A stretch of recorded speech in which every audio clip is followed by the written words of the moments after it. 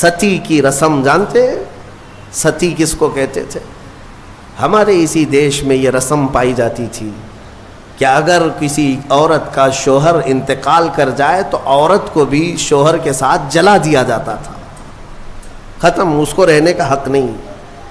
बाद में चल करके इस रस्म को थोड़ा सा कम कर दिया गया और कहा अब जलाएंगे नहीं, लेकिन विधवा को जंगल में छोड़ाएंगे, उसको मुआशरे में रहने का हक नहीं है, उसको जंगल में छोड़ाएंगे, आबादी से बाहर रखेंगे, इसलिए कि विधवा अगर आएगी तो ये अपशगुन होगा। आज भी है ये नाटक, आज भी है। अगर कोई बेवा औरत मजमे में आ जाए तो उसको अपशगुन समझती हैं, आज के भी कई मुआशरे मौजूद हैं। लेकिन इस्लाम पर उंगली उठाने वाले पहले पढ़ो इस्लाम को। मेरे आका सल्लल्लाहु ताला अलैहि वसल्लम ने 10 शादियां फरमाई, जिसमें से 9 औरतें ऐसी हैं जो सबकी सब बेवा थी। बेवा को मेरे आका सल्लल्लाहु ताला अलैहि वसल्लम ने निकाह के जरिए से अपना करके दुनिया को ये बताया कि बेवा अपशगुन नहीं होती, बल्कि अगर तुमने उसको अपना लिया तो उसकी बदौलत अल्लाह तुम्हारी दुआएं कबूल करता है। बेवा को इस तरह से निकाल करके बाहर कर देना, ये सब मुझे हैरत होती है। आज वो लोग हमें औरतों के हुकूक सिखाने आए हैं जो कितनी तो औरतों को जला दिए, कई औरतों को बेयारो मददगार छोड़ दिया, जिंदगी भर उनके लिए शादी करना हराम कर दिया। एक बार शोहर मर गया तो दूसरी बार शादी नहीं करना। वो लोग हमें औरतों के हुकूक सिखा रहे हैं कि औरतों के हुकूक क्या होते हैं। जो जंजीरें डालकर खींचते थे वो हमें औरतों के हुकूक सिखा रहे हैं। हैरत नहीं है? ये मसला ऐसी ही है कि अगर शैतान आपको नमाज के लिए बुलाने आ जाए, उससे ये पूछो तुम कब से शरीफ हो गए। तो ये दुनिया ऐसी है जिन्होंने औरतों पर जुल्म का एक नंगा नाच नाचा है, और वो हमें आज बताते हैं वुमेन्स राइट्स हैं, औरतों के हुकूक हैं। औरतों के हुकूक अल्हम्दुलिल्लाह मेरे मुस्तफ़ा ने बताए हैं। हाँ, कल भी मैंने बताया था, अगर घर में बेटी पैदा हो तो रसूल पाक सल्लल्लाहु अलैहि वसल्लम ने उसे जन्नत की बशारत अता की।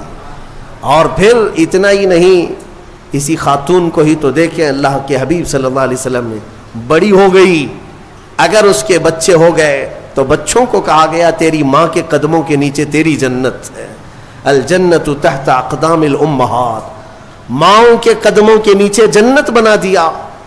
कौन है? इस कदर बुलंद मकाम औरतों को किसने दिया? इस्लाम ने दिया। औरतों के हुकूक के सिलसिले में जो वावेला मचाते हैं, इक्वलिटी नहीं है इस्लाम में, बराबरी नहीं है। बराबरी का मतलब वो लोग ये समझते हैं कि औरत को खुले आम आज़ाद छोड़ देना चाहिए, उस पर कोई पाबंदी नहीं होनी चाहिए। बाहर निकाल करके लाओ, कपड़े उतार करके लाओ, उसके छोटे कपड़ों पर कुछ भी बात मत करो। इसको वो इक्वलिटी कहते हैं, ये बराबरी है। मर्द जब बाहर घूम सकता है तो औरत क्यों नहीं घूम सकती? उनका मतलब ये है कि मर्द अगर एक से ज़्यादा औरत से शादी कर सकता है तो औरत क्यों नहीं कर सकती? ये भोंडे एतराज़ात उनके लिए, ये बेसरो पैर के एतराज़ात सवालात होते हैं। मैं उनको एक अच्छा मशवरा देता हूँ, औरतों से बराबरी करना है। जाहिर सी बात है, बराबरी हर चीज़ में होनी चाहिए, हर चीज़ में होनी चाहिए। औरतों के साथ बराबरी करने में शादी कर लो, एक साल बच्चा वो जनेगी, दूसरे साल तुम बच्चा जनो। एक साल वो हमल की तकलीफ उठाएगी, दूसरे साल तुम हमल की तकलीफ उठाओ। भाई सारी तकलीफें औरत को ही क्यों? हो सकता है ये पॉसिबल है? तो तुम्हें पता होना चाहिए कि हर मखलूक की अल्लाह ने कुछ खुसूसियात रखी हैं। मर्द की अपनी खुसूसियात है, औरत की अपनी खुसूसियात है। उनकी बनावट में भी अल्लाह तबारक व तआला ने फ़र्क रखा है। मर्द के हाथ औरत के हाथ की तरह नहीं, मर्द का जिस्म औरत के जिस्म की तरह नहीं, सारी चीज़ों में फ़र्क मौजूद है। इसीलिए कुरान ने मर्दों को कमाने का हुक्म दिया और औरत को उमूर खानादारी और बच्चों की तरबियत का हुक्म दिया। जिसकी जैसी कैटेगरी है वैसे इस्लाम ने हुक्म दिया। इस चीज़ को लेकर के ये इस्लाम पर एतराज़ात करते हैं। आज पाकिस्तान की सड़कों पर कुछ औरतें बैनर लेकर के उतरी और उस बैनर पर यह लिखा हुआ है कि मेरा जिस्म मेरी मर्जी। کہ ہمیں آزاد چھوڑ دیا جائے. 4 دیواری ہمارا گھر نہیں ہے, پوری دنیا ہماری ہے. یہ وہ جانور عورتیں ہیں جنہیں جنگل چاہیے, جنگلیوں کی طرح سے وہ زندگی جینا چاہتی ہیں. یہ سارے خیالات کس نے ان کے ذہنوں میں ڈالے؟ یہ وہی دنیا جو ہمارے معاشرے کو تباہ و برباد کرنا چاہتی ہے. میں اپنی بچیوں سے کہنا چاہتا ہوں, ان کے میٹھے چپڑے نعروں میں مت آنا, یہ تمہیں کہیں کا نہیں چھوڑیں گے. آج جاؤ یورپ کو جا کر دیکھ لینا, امریکہ کو جا کر دیکھ لینا, وہاں پر پورا نظام درہم برہم ہے. جو پوش کہتے ہیں نا, وہ صرف اور صرف پیسے میں پوش یا پھر عیاشی میں پوش نظر آتے ہیں. اخلاق جو انسان کے ہیں وہ مر چکے ہیں. پرسنٹیج کے اعتبار سے دیکھا جائے تو اب میں ایگزیکٹ نہیں بتا پاؤں گا, لیکن بہت زیادہ پرسنٹ ایسا ہے کہ وہاں شادی کا نظام ہی ختم ہو چکا ہے. شادی کا نظام ہی نہیں. لڑکا کسی بھی لڑکی کے ساتھ زندگی گزارتا رہے, بچہ ہو جائے, 2 ہو جائے, اس کے بعد دونوں کہتے ہیں اب شادی کر لیں ہم لوگ. 1-2 بچے ہونے کے بعد پلان کرتے ہیں کہ شادی کر لیا جائے. اس وقت تک شادی ہی نہیں ہوتی. اگر انڈرسٹینڈنگ ٹھیک رہی تو آگے شادی کر لیں گے 2 بچے کے بعد, نہیں تو پھر چھوڑ کر کے پھر کسی اور کے ساتھ. وہاں کے اکثر بچوں کو یہ پتہ ہی نہیں ان کا اصلی باپ کون ہے. 2-2 3-3 کے ساتھ اس طرح کی زندگیاں گزرتی رہیں. میرا دین یہ نہیں ہے. میرے دین کی خصوصیت یہ ہے کہ اسلام نسب کی حفاظت کرتا ہے, نسب کی حفاظت کرتا ہے. آپ کو پتہ ہے اسلام کا یہ جو نظام ہے, ایک انگریز نے کہا, اس نے ریسرچ کر کے کہا, عورت کو اگر کسی نے طلاق دے دیا, توجہ چاہتا ہوں, اگر کسی نے طلاق دے دیا تو اس کی عدت کیا ہے؟ وہ عورت دوسرے مرد سے اگر نکاح کرنا چاہے تو کب کرے گی؟ ادھر فوراً زید نے طلاق دے دیا, دوسرے دن دوسرا شادی کر سکتا ہے؟ عدت ہے نا, آپ کو پتا ہے عدت کیا ہے؟ یہ عدت کیا ہے؟ 3 بار عورت کی ماہواری آ جائے, طلاق کے بعد 3 بار عورت کا حیض آ کر ختم ہو چکا ہو, 3 بار حیض آیا اور 3 بار وہ پاک ہوئی, تب اس کی عدت ختم ہو گئی. اب وہ چاہے تو کسی اور سے نکاح کر سکتی. یہ طریقہ ہے شریعت اسلامیہ میں. یہ کیوں رکھا گیا؟ ایک دانشور ہے, بڑا پڑھا لکھا آدمی ہے, لیکن اسلام سے اس کا تعلق تو نہیں, مسلمان نہیں ہے. اس نے کہا مجھے اس بات پر بہت حیرت ہوئی جب میں نے یہ دیکھا عدت کا کیا مسئلہ ہے, اس میں کیوں رکھا گیا؟ تو اس نے کہا کہ سائنس کے اعتبار سے میں نے پوری جانچ پڑتال کر کے دیکھ لیا کہ اگر عورت پہلے والے شوہر کے ساتھ کچھ راتیں بھی گزاری ہو, کچھ راتیں گزاری اور اس کے بعد پہلے شوہر نے طلاق دے دیا, تو پہلے شوہر کا نطفہ اگر عورت کے جسم کے اندر موجود ہے تو وہ کب تک باقی رہتا ہے؟ تو سائنس کہتی ہے 3 بار عورت کو اگر ماہواری آ گئی تو پہلے والا سارا نطفہ پاک ہو چکا ہوتا ہے, پہلے والے کا کچھ بھی ذرہ بھی باقی نہیں رہتا. اب وہ پوری مکمل کلین ہے, تب جا کر کے وہ دوسرے شوہر کے لیے تیار ہے, دوسرا نکاح کر سکتی ہے. میرے عزیزوں, یہ میں نہیں کہتا, غیروں نے جو پڑھا ہے وہ کہتے ہیں کہ اسلام نے یہ عدت کا جو نظام رکھا ہے وہ صرف اس لیے کہ آنے والا بچہ اس کے نسب میں کوئی اختلاط نہ ہونے پائے, نسب میں کوئی اختلاط نہ ہونے پائے. عورتوں کی بھی حفاظت اور بچوں کی بھی حفاظت. الحمدللہ مجھے فخر ہے اس بات پر کہ دین اسلام نے یہ پاکیزہ نظام رکھا ہے, پاکیزہ نظام. آپ کو پتا ہے آج دنیا یہ سارا نظام درہم برہم کرنا چاہتی ہے. ہاں, جو ماڈرن کلچر کے دل دادا ہیں ان سے میں کہتا ہوں جاؤ ذرا یورپ کو دیکھو, انہوں نے شادیوں کا نظام ختم کر دیا. شادیوں کا نظام ختم کرنے میں کئی چیزیں ان کے ساتھ آئی, میں بتاتا ہوں. ایک سسٹم ہے جو کام کر رہا ہے, شیطان کے پجاری ہیں وہ, ڈیول ورشپرز, شیطان کے پجاری. وہ صحیح طریقے سے جو نباہ ہوتا ہے اس کو ختم کرنے پر لگی ہوئی ایک ٹیم ہے، ایک پوری ٹیم کام کرتی ہے. وہ مردوں کو عورتوں سے دور رکھیں، عورتوں کو مردوں سے، یا اگر رکھیں تو ناجائز طریقے سے رکھیں. اس کے لیے کیا کیا طریقے اپنائے. میں 2 سال قبل شاید یا 3 سال قبل کی بات ہے، شب قدر میں نے اس کو عرض کیا تھا. پورا نظام جو یہ معاشرتی جو نظام ہے، ازدواجی جو نظام ہے، اس کو مار ڈالا ہے یورپ کے کئی کلچرز نے. کیا کیا جانتے؟ مردوں کو خود اپنے ہاتھوں سے تسکین حاصل کرنے کے طریقے سکھا دیے کہ عورت کی ضرورت ہی نہ پیش آئے. اپنے ہاتھوں سے شہوت کو پورا کر لو، خواہشات پوری کر لو. اس کے لیے انہوں نے کھلونے بنائے، آلے بنائے، ساری چیزیں بنائی تاکہ شادی کا نظام ہی نہ رہے. عورتوں کو بھی اسی طرح سے تباہ و برباد کر دیا کہ عورتیں بھی اس نظام میں نہ آئیں. وہ اپنی جسمانی خواہش پوری کرنے کے لیے وہ پلاسٹک کا بھی سہارا لے لیں، کسی بھی دوسری چیزوں کا سہارا لے لیں. میں نے جب یہ پڑھا کہ باہر کئی جگہ پر مارکیٹ میں باضابطہ سلیکون کی پوری عورتیں ملتی ہیں، پورا کا پورا مرد ملتا ہے. سلیکون ایک ربر ٹائپ کا، اس کا پورا خوبصورت مرد بھی بنایا جاتا ہے، خوبصورت عورت بھی بنائی جاتی ہے، تاکہ جسے اپنی جسمانی خواہش پوری کرنا ہو تو ان کھلونوں کے ساتھ پورا کر لے اور اپنے آپ کو تباہ و برباد کر لے. ہوگا کیا اس سے؟ یہ نظام ختم کرنا ہے ان کو کہ ازدواجی نظام ہی نہ رہے، نہ بچے ہوں، نہ صالح معاشرہ ہو. نظام ختم کرے. بہت لوگ اس میں تباہ و برباد ہو چکے. یہ سلیکون کی گڑیا اور گڈے بنائے گئے، ان کی زندگیوں میں داخل کیے گئے. یہ ہٹ گیا تو پھر ان لوگوں نے کئی ملکوں میں LGBT کمیونٹی کو متعارف کرایا. یہ کیا ہے؟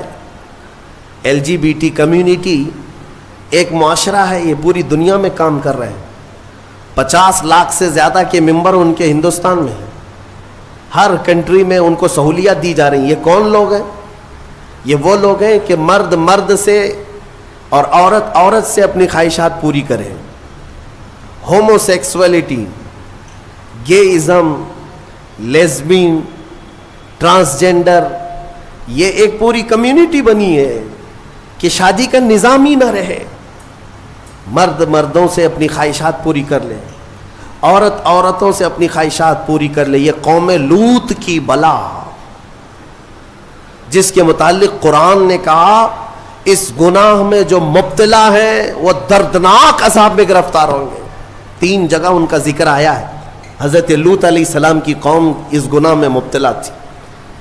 اللہ تعالیٰ نے فرمایا ان کی زمین کو اٹھا کر اللہ نے پلٹ دیا، لیکن اس سے پہلے کیا کیا؟ وَأَمْطَرْنَا عَلَيْهِمْ حِجَارَةً مِّن سِجِّيلٍ، نوکیلے پتھروں کی بارش کی گئی تھی ان پر. ان کے جیسی سروں پر وہ پتھر پڑتے تھے تو بھیجا نکل جاتا تھا. قوم لوط. اور اس کے بعد زمین کو اٹھا کر فَجَعَلْنَا عَالِيَهَا سَافِلَهَا، اللہ فرماتا ہے بلند کیا گیا اور پھر گرا دیا گیا. قوم لوط پر جو عذاب آیا اس کو قوم سدوم بھی کہتے ہیں. جارڈن میں کبھی آپ کو جانا ہو تو یہ وہی علاقہ ہے جہاں حضرت لوط علیہ السلام کا قیام تھا. میں نے خود سفر کیا، تقریباً 150 سے 200 کلومیٹر تک گاڑی چلتی رہے تو صرف اور صرف کالے کالے پتھر ہی ہیں، عجیب قسم کے پتھر ہیں. دیکھو تو ڈر لگے. آج بھی نہ کوئی آبادی ہے، نہ کوئی گھر ہے، نہ کوئی درخت ہے، کچھ نہیں. بہت دور تک صرف کالے کالے پتھر پڑے ہوئے ہیں.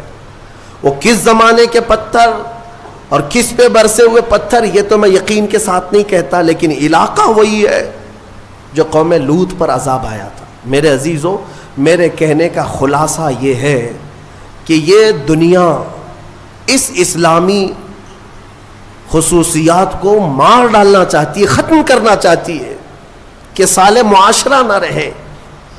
ایک بات یاد رکھنا، بڑے بزرگوں نے لکھا ہے کہ جو حلال طریقے سے بچہ آتا ہے نا وہ بزرگوں کا ادب بھی جانتا ہے, حلال و حرام کی تمیز بھی جانتا ہے, اس کی زبان بھی پاک ہوتی ہے اور اخلاق بھی اچھے ہوتے ہیں. اور جو حرام طریقے سے دنیا میں آیا ہے تو پھر اس کے اندر اس کے کیریکٹر بہت خراب بھی ہو جاتے ہیں. شیطانی چکر کا وہ ایک پورا کا پورا وہ نظر آتا ہے, پیکر نظر آتا ہے. بہرحال عورتوں کے متعلق مجھے بات یہ عرض کرنی تھی کہ اللہ تبارک و تعالیٰ نے ان کے پورے حقوق یہاں پر شریعت میں ہمیں عطا کیے ہیں. بعض لوگ ایک سوال یہ کرتے ہیں کہ جب وراثت بانٹتے ہیں تو مرد کو 2 حصے, عورت کو 1 حصہ کیوں؟ آپ نے سنا ہوگا نا کہ عورت کو آدھا, مرد کو 1. یا تو اس کا دوسرا معنی ایسے ہی ہے کہ اگر کسی باپ کا انتقال ہوا, اس کے گھر میں 2 بیٹے اور 2 بیٹیاں تھیں, 2 بیٹے 2 بیٹیاں تھیں, تو مال کیسے تقسیم ہوگا؟ 3 حصوں میں تقسیم ہوگا. ایک حصہ دونوں بیٹوں کو دیا جائے گا اور ایک حصہ جو بچا ہے وہ آدھا آدھا لڑکیوں میں دیا جائے گا, آدھا آدھا دونوں لڑکیوں کو دیا جائے گا. یعنی 4 اولاد تھی تو 3 حصوں میں بانٹا جائے گا, ایک حصہ لڑکے کو اور آدھا آدھا لڑکی کو. تو اس دنیا کو یہی بات شوشہ مل گیا, کہا کہ لڑکی کو آدھا کیوں, لڑکی کو آدھا کیوں, لڑکے کے برابر کیوں نہیں دیا جاتا؟ انہیں پتہ نہیں اسلام نے ان خواتین کو اور بھی کہاں کہاں حصے رکھے ہیں. یہ لڑکی کا باپ کی طرف سے ملنے والا آدھا حصہ ہے, یہ اپنے بھائی کے برابر نہیں, آدھا. لیکن جہاں یہ نکاح کر کے جاتی ہے اس کے شوہر سے بھی اس کو وراثت دی گئی ہے. عورت کو اس کے شوہر کے گھر سے بھی وراثت ہے, باپ کے گھر سے بھی وراثت ہے. یہ دنیا کہتی ہے کہ ہم نے عورتوں کے حقوق مارے ہیں. تم وراثت کے احکام پڑھے کہاں ہو, معلوم کہاں ہے؟ عورتوں کو مکمل پورے تحفظات کے ساتھ شریعت نے حقوق عطا کیے ہیں. بہرحال اللہ تبارک و تعالی ہمیں سمجھ عطا فرما ہے. یہ سورہ نساء کے متعلق جو باتیں تھی وہ عرض کیا. ایک بات میں آپ کو بتا دوں, قرآن پاک نے فرمایا وَإِنْ خِفْتُمْ شِقَاقَ بَيْنِهِمَا. اکثر ایسا ہوتا ہے کہ شوہر بیوی میں جھگڑے ہوتے ہیں, اور ان جھگڑوں کا ذکر قرآن میں جب آیا ہے کہ اگر تمہیں خوف لگتا ہے کہ دونوں میں نہیں نبھ پائے گا, دونوں جم نہیں رہی ہے, شوہر کی اور بیوی کے ساتھ, بیوی کی شوہر کے ساتھ, کئی زندگیاں ایسی ہیں روز لڑائیاں, روز جھگڑے, یا پھر آگے نہیں چلنے جیسی صورت بنتی ہے, تو کیا کرے؟ اللہ فرماتا ہے فَبْعَثُوا حَكَمًا مِّنْ أَهْلِهِ وَحَكَمًا مِّنْ أَهْلِهَا. اللہ تعالیٰ نے فرمایا عورت کی طرف سے ایک سمجھ بوجھ رکھنے والا آدمی آئے اور مرد کی طرف سے بھی ایک سمجھ بوجھ رکھنے والا آدمی آئے. إِن يُرِيدَ إِصْلَاحًا يُوَفِّقِ اللَّهُ بَيْنَهُمَا. اگر دونوں خاندانوں سے ایک آدمی بیٹھ گیا اور ان دونوں کی نیت اصلاح کی ہے تو رب فرماتا ہے اللہ ان کے دلوں میں محبت پیدا کرے گا. ہاں, یہاں تو لڑکی کی اماں پہلے سے بیٹھی ہوئی نہیں, طلاق ہی چاہیے, میری بیٹی کو واپس بھیجو گھر. اصلاح کی نیت کا ہے. آدھی لڑکیوں کے گھر کو توڑنے میں ان کی ماؤں کا ہی ہاتھ ہے, زبردستی کا. میرے عزیزو, شادی کے بعد ایک زندگی جو ہے یہ کیسی ہے؟ شوہر اور بیوی دونوں کو قرآن نے کہا ہن لباس لکم وانتم لباس لہن. عورتیں تمہارے لیے لباس ہے اور تم عورتوں کا لباس. لباس سمجھتے ہیں نا کیوں پہنا جاتا ہے؟ لباس بدن چھپانے کے لیے پہنتے ہیں, ٹھنڈی گرمی سے بچنے کے لیے پہنتے ہیں. تو تم عورتوں کا لباس ہو, اس کا مطلب یہ ہے کہ عورتوں کے عیبوں کو تم چھپاؤ گے اور تمہارے عیبوں کو عورتیں چھپائیں گے, ایک دوسرے کے عیب کو باہر نہیں نکالے. اور اسی طرح عورتوں کی تکلیف آئے تو تم سہارا بن کر کھڑے ہو جاؤ, اور مرد کی تکلیف آئے تو عورت سہارا بن کر کھڑی ہو جائے. ماں خدیجۃ الکبریٰ رضی اللہ تعالی عنہا کی زندگی کو دیکھیں. حضور پاک صلی اللہ تعالی علیہ وسلم سے جو وفا تھی, محبت تھی. اللہ, حضور غار ہرا سے جب اترتے, دوپہر کا وقت ہو, غار ہرا 3000 فٹ اونچا پہاڑ ہے. حضرت خدیجہ اپنے گھر سے باہر آنگن میں کھڑی ہوتی تھی. گزرنے والے کہتے خدیجہ حضور پاک صلی اللہ تعالیٰ علیہ وسلم تیرے شوہر آ رہے ہیں, ابھی وقت لگے گا, جب تک تو چھاؤں میں بیٹھ جا. حضرت خدیجہ کہتی ہے میرا دل گوارا نہیں کرتا, میرے سرتاج دھوپ میں اتر رہے اور میں چھاؤں میں بیٹھی رہوں. جتنی دیر میرے رفیق حیات صلی اللہ علیہ وسلم دھوپ میں اتر رہے ہوں اتنی دیر میں بھی تو دھوپ میں کھڑی رہوں. حصے داری اس کو کہتے ہیں, پارٹنرشپ یہ ہوتی ہے, شریک حیات اس کو کہتے ہیں, لائف پارٹنر یہ ہے. حضرت خدیجہ کا جب انتقال ہوا میرے آقا کو اتنا غم ہوا, اتنا غم, پورے سال کا نام رسول پاک نے عام الحزن رکھا. یہ غم کا سال ہے جس سال ام المومنین کا انتقال ہوا. اور وہ عجیب لمحہ تھا جب سیدہ کائنات فاطمۃ الزہرا سلام اللہ علیہا حضور کی بارگاہ میں تھیں. چھوٹی عمر تھی جب حضرت خدیجہ کا انتقال ہوا, حضرت فاطمہ بہت چھوٹی تھی. حضور پاک صلی اللہ علیہ وسلم نے بلایا, حضرت فاطمہ سے محبت کیا اور کہا فاطمہ تیری ماں کے انتقال سے پہلے تیری ماں نے کچھ کہا تھا, کوئی خاص بات جو مجھے نہ کہی؟ حضرت فاطمہ کہتی ہاں ابا جان, اماں نے انتقال سے ایک دن پہلے مجھ سے کہا تھا فاطمہ اگر میں مر جاؤں, اگر میرا انتقال ہو جائے تو میرے کفن کے ساتھ تو اپنے بابا جان کا جبہ بھی رکھ دینا, اپنے بابا جان کا جبہ میرے کفن کے ساتھ رکھ دینا, میری قبر میں رکھ دینا. حضرت فاطمہ روتے ہوئے کہتی ہیں یا رسول اللہ اماں کی ایک خواہش تھی. حضور اکرم صلی اللہ تعالی علیہ وسلم کی آنکھوں میں آنسو آ گئے اور میرے آقا نے فرمایا فاطمہ قسم رب ذوالجلال کی تیری ماں نے میرا جبہ ہی پوچھا, قسم رب ذوالجلال کی اگر خدیجہ یہ کہتی تو میں اپنے جسم کی چمڑی بھی اتار کر دیتا, اگر وہ جلد مانگتی تو میں اپنے جسم کی چمڑی بھی اتار کر کے اس کو دیتا.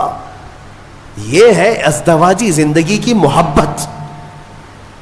شوہر بیوی ایک دوسرے کو تان و تشنیع کرتے رہے, عورت شوہر کے غائبانہ میں خیانت کرتی رہے, تو یہ کون سے لائف پارٹنر ہیں, کون سے شریک حیات ہے؟ اعتماد کے رشتے کا نام ایک نکاح ہے, اعتماد ہو. شوہر اپنی بیوی پر شک کرتے ہوئے کب تک جی سکتا ہے؟ عورت اپنے مرد پر شک کرتے ہوئے کب تک جی سکتی ہے؟ شک کی دیوار ایسی خطرناک ہے جس کا علاج بھی نہیں بلکہ یہ زندگیاں توڑ دیتی ہیں. قرآن کہتا ہے اگر دونوں میں اصلاح کا ارادہ ہے تو اللہ دونوں میں محبت پیدا کرے. یہ میرے آزمائی ہوئی بات ہے.